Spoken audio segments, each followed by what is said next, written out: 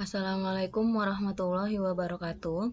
Di video ini saya akan menjelaskan materi perkuliahan Sistem Informasi Akuntansi pertemuan minggu kedua. Materinya adalah mengenai teknik dan dokumentasi sistem. Ini materi saya ambil dari bukunya Hopwood, bab 2. Langsung saja kita bahas yang pertama mengenai tinjauan awalnya. Nah, seperti yang kita tahu bahwa pada umumnya seorang akuntan tugas utamanya itu adalah mengubah data keuangan, data akuntansi gitu ya, data-data transaksi diolah kemudian sampai bisa menghasilkan sebuah informasi yang bermanfaat bagi penggunanya yaitu berupa laporan keuangan. Nah, tapi selain tujuan utama tersebut, di sini seorang akuntan juga bisa berpartisipasi dalam tim perancangan, penyusunan dan implementasi SIA. Artinya, jika di dalam sebuah perusahaan itu belum ada SIA-nya, maka seorang akuntan juga harus ikut terlibat nih dalam menyusun, merancang, kemudian mengimplementasikan SIA tersebut.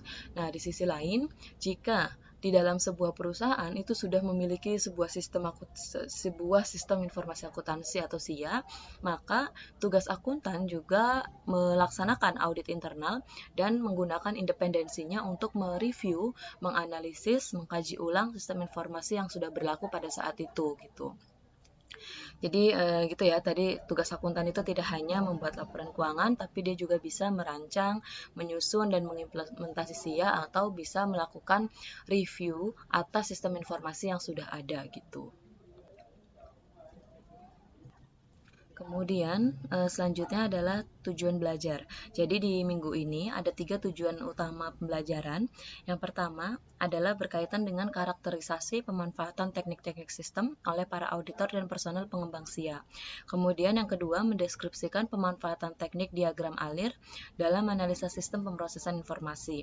Kemudian yang ketiga adalah mendefinisikan teknik-teknik sistem yang umum seperti ada diagram HIPO, diagram alir SIA, dan diagram alir data logik.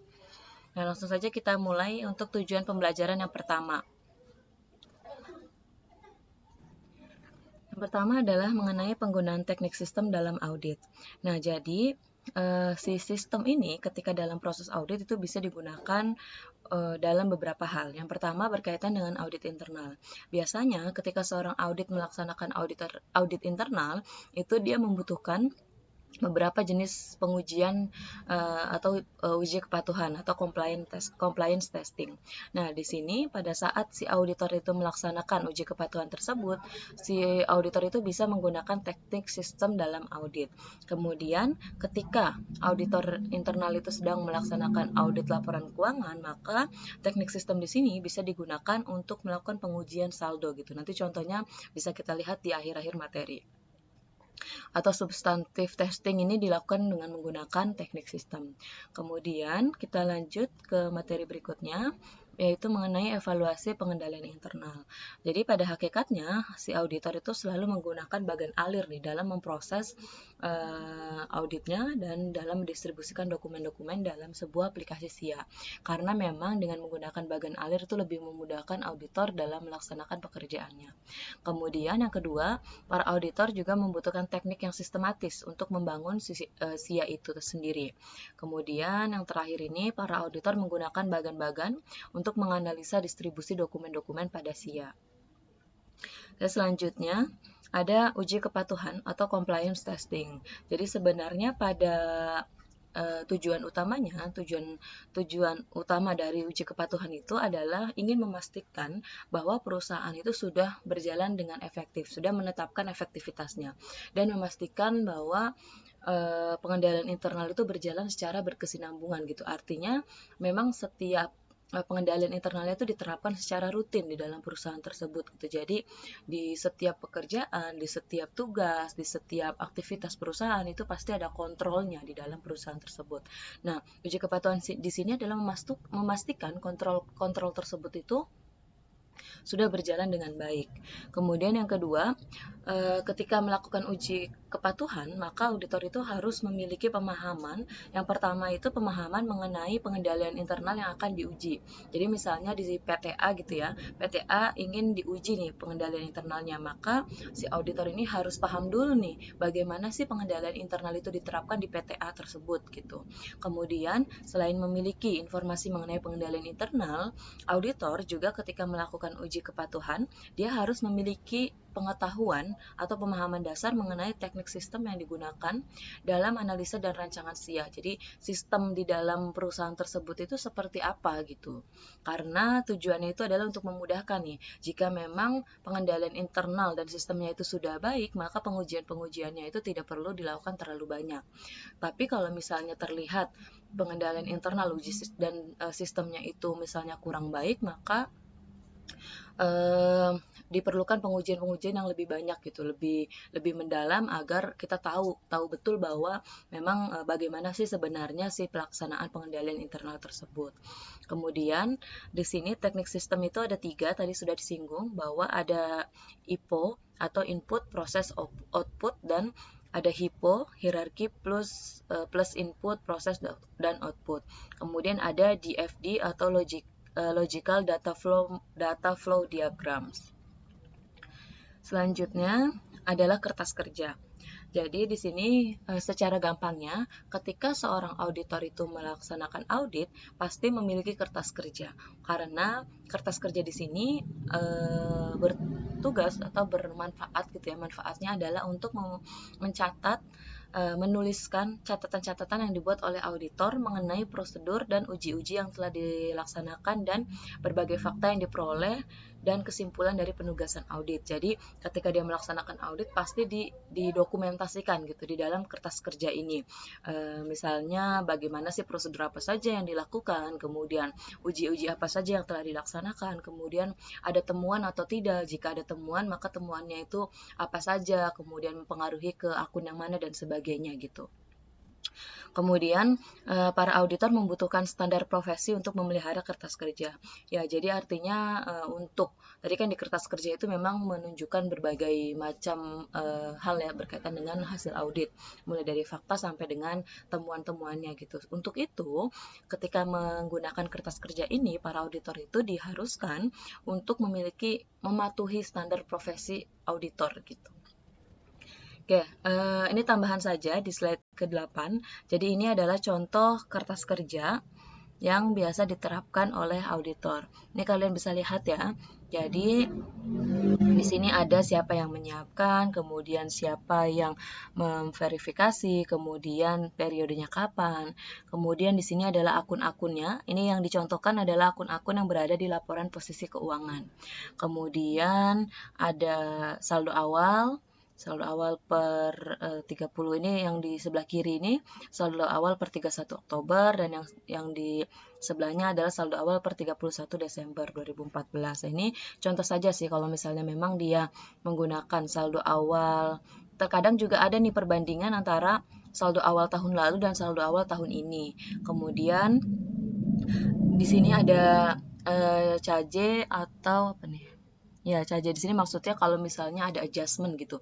Ada adjustment dari akun yang ada di sini. Ini bisa dimasukkan di sini, kemudian maka akan ketemu balance per akhir tahun. Di sini juga sama adjustment, tapi ini saya agak-agak lupa sih maksudnya dia itu perbedaan antara caje dan paje itu apa. Oke, karena memang kita lebih fokus ke SIA-nya ya. Ini hanya contoh saja. Kalian kalau ingin mempelajari lebih dalam bisa dicari informasinya, digali lagi di materi auditing. Oke, lanjut. Penggunaan teknik sistem dalam pengembangan SIA. Jadi ada 3 tahap proyek pengembangan SIA. Yang pertama adalah analisa SIA, yang kedua rancangan SIA, dan yang terakhir adalah implementasi SIA. Oke, kita lihat dulu. Yang pertama, di sini analisa SIA. Analisa SIA itu meliputi pengumpulan, pengorganisasian informasi. Oke, jadi teknik sistem itu bisa membantu analis dalam menganalisa SIA. Nah, teknik yang biasa digunakan untuk menganalisa SIA itu biasanya menggunakan diagram alur data logik. Diagram alur data logik itu seperti apa? Nanti kita bahas di slide-slide akhir, itu ada pembahasannya tersendiri.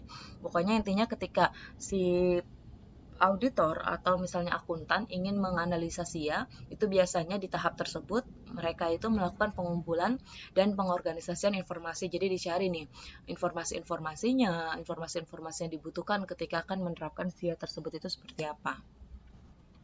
Oke, selanjutnya adalah tadi perencanaan ya, seharusnya di sini ada materi perencanaan, tapi pada intinya perencanaan itu ya berarti dia merencanakan sistem yang akan diterapkannya itu seperti apa. Sistem yang kira-kira itu cocok di dalam perusahaan itu seperti apa. Karena suatu sistem yang baik, yang sangat baik itu, misalnya ada satu sistem yang sangat baik itu bisa diterapkan di PTA misalnya. Nah, sistem tersebut belum tentu cocok nih di PTB, belum tentu cocok di PTC, karena memang sistem itu tergantung dari perusahaannya, tergantung dari kesiapan para SDM-nya, tergantung dari bagaimana kemampuan atau misalnya mampu atau tidak sih sebuah perusahaan itu menerapkan sistem tersebut gitu.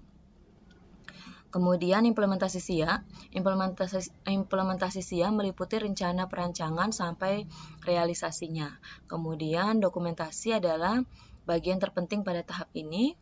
Jadi di tahap implementasi memang diperlukan banyak dokumentasi karena untuk memastikan gitu ya, maksudnya untuk melihat nanti kalau misalnya setelah diimplementasi itu ternyata ada kesalahan-kesalahan, itu nanti bisa dibuka lagi dokumen-dokumennya, kemudian dilihat lagi apa yang salah dan sebagainya. Nah, alat yang digunakan biasanya itu berupa ada bagan alir program dan ada tabel keputusan. Oke, kemudian tadi kita singgung ada bagan alir ya. Nah, di sini kita lihat bagan alir merupakan teknik analitis yang digunakan untuk menjelaskan aspek-aspek sistem informasi secara jelas, tepat, dan logis. Untuk lebih detailnya nanti kita lihat aja contoh bagan alir itu seperti apa di slide berikutnya. Nah, bagan alir menggunakan serangkaian simbol standar untuk mengurai prosedur pengolahan transaksi dan aliran data yang digunakan. Jadi kita itu nanti pakai simbol-simbol ya, pakai simbol-simbol di dalam bagan alirnya. Oke, simbol-simbolnya itu apa saja kita lihat di slide berikutnya. Yang pertama, ini adalah simbol dasarnya ya, simbol dasar yang biasa digunakan. Yang pertama adalah untuk input biasanya disimbolkan dengan gambar jajar genjang ya kalau nggak salah, jajar genjang seperti ini. Kemudian untuk proses dilambangkan dengan persegi panjang. Kemudian untuk arus dokumen biasanya dilambangkan dengan garis, dan untuk anotasi dilambangkan dengan ada garis putus-putus dengan terbagi menjadi 2 garis besar gitu. Kemudian kita lihat lagi ada simbol input atau output khusus. Yang pertama ada penyimpanan online, itu lambangnya seperti ini. Kemudian ada pita magnetik, kemudian ada disket magnetik. Dokumen, untuk melambangkan dokumen kita pakai gambar yang seperti ini. Kemudian ada input manual. Tadi kalau input secara umum kan seperti ini ya. Kemudian kalau ini input manual itu seperti ini gambarnya. Kemudian ada tampilan dan ada communication link, garis gitu, garis yang menghubungkan antara satu dokumen dengan dokumen lain. Kemudian kita lihat lagi, ada simbol proses khusus. Tadi kan simbol input khusus ya. Yang ini adalah simbol prosesnya. Yang pertama adalah untuk keputusan. Yang kedua ada predefined process. Yang ketiga ada proses manual seperti ini. Kemudian ada proses pendukung, ada arsip, dan ada terminal. Jadi ini kalian perlu lihat gitu ya, simbol-simbol ini tuh digunakan untuk apa saja. Oke, kemudian ada simbol yang digunakan dalam bagan alir. Biasanya simbol-simbol yang digunakan dalam bagan alir itu mencerminkan fungsi-fungsi alur informasi. Arah normal dari alur adalah dari kiri ke kanan. Dan kalau misalnya sebaliknya, itu berarti adalah arus balik itu dari alur dokumen. Yang pertama itu adalah arah normal suatu alur. Jadi kita bisa lihat arah normalnya itu kan dari kiri ke kanan, berarti dari faktur ke telaah atau telaah dan disetujui. Jadi maksudnya dokumen faktur ini kemudian dimasukkan ke dalam proses telaah dan disetujui, baru nanti hasilnya adalah faktur yang disetujui gitu. Ya, kita lihat di sini, faktur di sini kan gambarnya seperti ini ya, bentukannya nih. Kemudian kita lihat tadi simbol input khusus, ini ada dokumen. Dokumen di sini gambarnya hampir sama kan dengan faktur. Jadi maksudnya simbol dokumen di sini digunakan ketika dia akan memproses faktur itu menggunakan simbol dokumen gitu. Kemudian Dokumen ini kita arahnya kan ke arah normal ya, berarti dari kiri ke kanan, kemudian dari atas ke bawah. Jadi yang telah ditelaah dan disetujui itu ke bawah, jadi faktur yang disetujui gitu. Jadi tadi kan gambar seperti ini bisa digunakan untuk input atau bisa juga digunakan untuk output. Makanya untuk gambar input dan outputnya itu sama nih, menggunakan simbol seperti ini gitu. Kemudian arah balik dari alur dokumen ini yang tadinya dari kiri ke kanan, itu dari kanan ke kiri kalau misalnya dibalik gitu, tergantung perusahaan itu mau menerapkan yang mana. Selanjutnya, kita lihat untuk simbol yang digunakan dalam bagan alir. Ini sama juga tadi, ada surat permintaan, kemudian ada arsip pemasok. Itu arsip pemasok itu bisa dari kiri ke kanan dan kanan ke kiri. Maksudnya ketika jadi si perusahaan itu bisa menerima arsip dari pemasok, kemudian pemasok juga bisa menerima arsip dari perusahaan gitu. Misalnya bukti pembayaran, atau misalnya kalau misalnya dari perusahaan itu misalnya detail barang pengiriman, kemudian jumlahnya itu sudah benar atau tidak dan sebagainya gitu. Kemudian kita lihat ada bagan HIPO. Jadi bagan HIPO merupakan pendukung perancangan dan alat dokumentasi yang digunakan bagi para pembuat sistem untuk mengidentifikasi yang harus dilakukan. Bagan HIPO terdiri dari dua segmen, yaitu hierarkis yang membagi tugas-tugas pemrosesan ke dalam berbagai modul dan bagan IPO. Oke, untuk bagan HIPO kita lihat aja contohnya agar lebih mudah dipahami. Nah, di sini adalah contoh untuk bagan pemrosesan sistem penggajian di dalam sebuah perusahaan. Nah, dikatakan sebagai hierarki karena dia bentuknya itu hierarki gitu. Maksudnya dari satu sistem penggajian kemudian terdiri dari beberapa item, kemudian terbagi lagi dan berbentuk hierarki gitu. Oke, kita lihat ada poin nomor 1, ini adalah untuk bagian sistem penggajian. Kemudian dari sistem penggajian itu terbagi menjadi 3 tahap. Ada persiapan data diberi nomor 2, ada proses diberi nomor 3.0, ada telaah diberi nomor 4.0. Nah, dari proses itu terbagi lagi nih. Ternyata ketika prosesnya itu bisa juga kita menghitung gaji kotor, bisa menghitung gaji bersih. Nah, menghitung gaji kotor dan menghitung gaji bersih, ini diberi nomor untuk gaji kotor itu 3.1, berarti maksudnya adalah menghitung gaji kotor ini bagian dari proses karena depannya sama nih, 3 dan ini 3 tapi belakangnya 1, maksudnya anak dari 3.0 gitu. Kemudian dari menghitung gaji kotor itu terbagi lagi nih, ada mulai dari akumulasi jam kerja, menentukan tarif gaji yang tepat dan menghitung gaji kotornya tersebut. Nah, ini juga diberi penomoran, yaitu bisa kita lihat dia ada 3.11, 3.12, 3.13 dan sebagainya. Nah, ini contoh dari diagram HIPO atau bagan hierarki input, output, dan proses. Oke, kemudian selain HIPO, kita lihat lagi ada bagan IPO. Bagan IPO merupakan deskripsi naratif, masukan yang dibutuhkan untuk menghasilkan keluaran sistem yang diinginkan. Jadi, kalau bagan HIPO itu tadi bentuknya itu diagram hierarkis, nah kalau misalnya IPO itu lebih ke seperti ini contohnya. Ini bisa dilihat ya. Jadi misalnya sistem penggajian ini tadi kan kalau misalnya yang bagan HIPO ini lebih secara umum ya, sistem penggajian secara umum, cara-caranya itu seperti apa. Sedangkan bagan IPO ini untuk mendukung bagan HIPO tersebut. Karena kita lihat di sini ada masukannya misalnya catatan. Jadi dia lebih berisi ke keterangan-keterangan gitu. Dan tujuannya ini adalah untuk mendukung atau menjelaskan bagan HIPO-nya itu tadi di yang slide 19. Oke, kemudian kita lanjut ke diagram arus data logis. Nah, diagram aliran data logis atau diagram aliran data biasanya disingkat dengan DFD, terutama digunakan oleh karyawan pengembang sistem dalam analisis sistem. Kemudian Biasanya penekanan di FD itu adalah untuk memisahkan secara jelas proses logis dari sistem analis dengan proses fisik perencanaan sistemnya. Kemudian analis sistem menyediakan deskripsi logis kepada perancang sistem atau pemrogram yang kemudian oleh mereka akan dirancang spesifikasi fisiknya. Kita lihat simbol-simbol yang digunakan di dalam diagram arus data logis. Yang pertama ada terminator, kemudian ada proses, kemudian ada penyimpanan data dan alurnya. Jadi kalau misalnya ada garis seperti ini, dia alur datanya. Oke, kita lihat contohnya. Contohnya itu adalah ada di sini sama-sama berkaitan dengan penggajian ya, penggajian.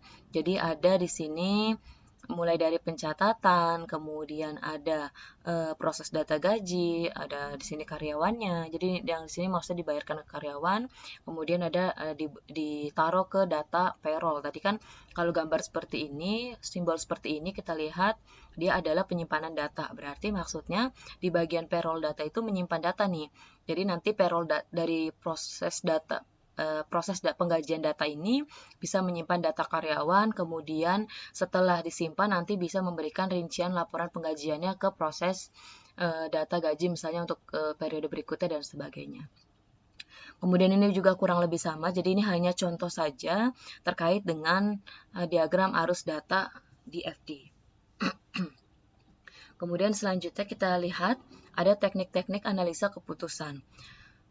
Branching dan tabel keputusan digunakan secara umum oleh personel pengembang SIA. Tabel branching adalah komposisi dari sebuah pernyataan keputusan yang dibuat, daftar kondisi yang dapat terjadi, dan jalur yang diikuti untuk setiap kondisi. Ini contohnya ya. Contohnya itu seperti ini. Ini bisa dilihat ada kondisi-kondisi, ada tindakan atau misalnya tindakan-tindakan khusus yang perlu diberikan diberikan informasi gitu. Jadi bisa diisi di dalam tabel ini. Kemudian kita lihat lagi teknik-teknik analisa keputusan. Nah, tadi tabel yang tadi itu merupakan tabel keputusan, adalah sebuah tabulasi yang mencerminkan sebuah proses pengambilan keputusan, di mana tabel keputusan itu menyatukan berbagai kriteria keputusan.